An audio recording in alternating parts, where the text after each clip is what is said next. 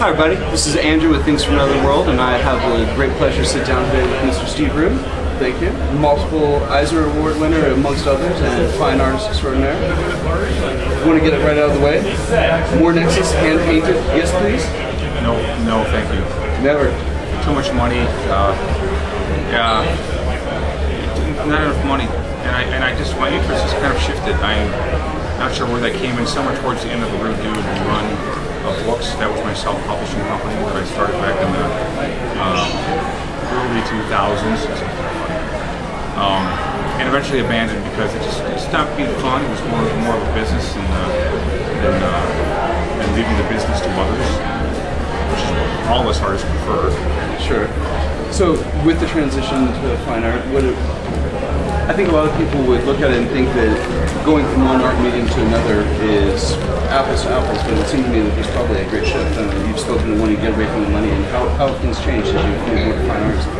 Did you say get away from the money? No, get away from managing the money as much. Managing the money? Oh, I thought you were going to offer me money. Oh, well, I could probably do that too. Because if he's offering me money, you know, I'll rethink if we're going back in the comic books. What was the question? Well, you mentioned that your interest changed in the transition. What kind of led to that? I mean, what was the zeitgeist for that beyond just the lack of money?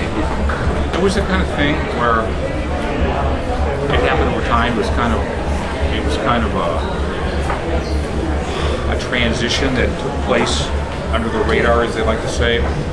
And one day I just was talking to Princess Janelli, my wife, and she said, you know, you seem to be a lot happier doing this fine art stuff that you're trying to do just on the weekends, for the fun of it, to brush up on your craft.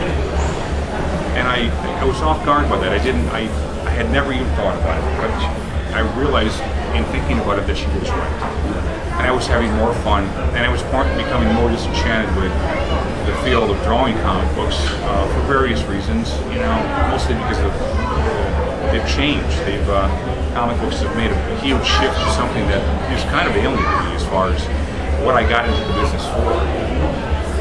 In what ways? I mean, how has it become more alien? Well, when I read comic books, especially when I was growing up and then in my teens and then later on in the 80s, they were fun. They've shifted to being very, very dark. The coloring is very, very dark.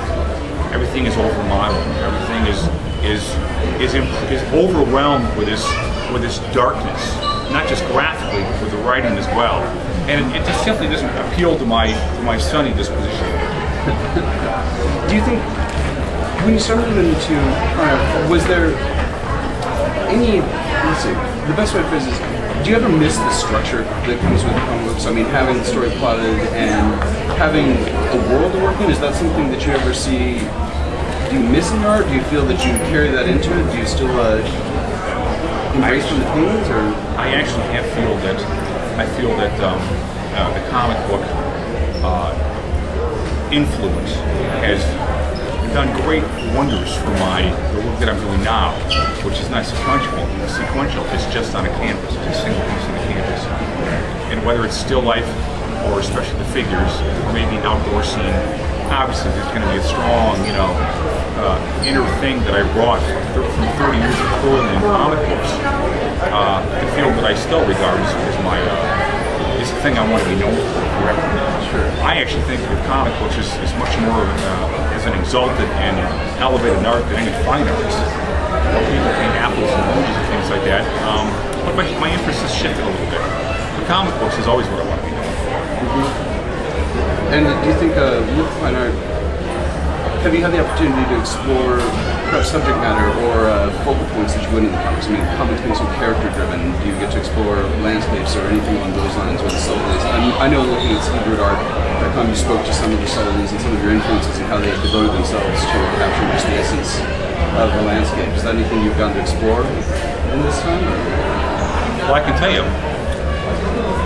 when I started working with the figures, I realized there was something taking place that I felt whole within myself, and that was social interaction with gorgeous, knocked out girls with perfect bodies.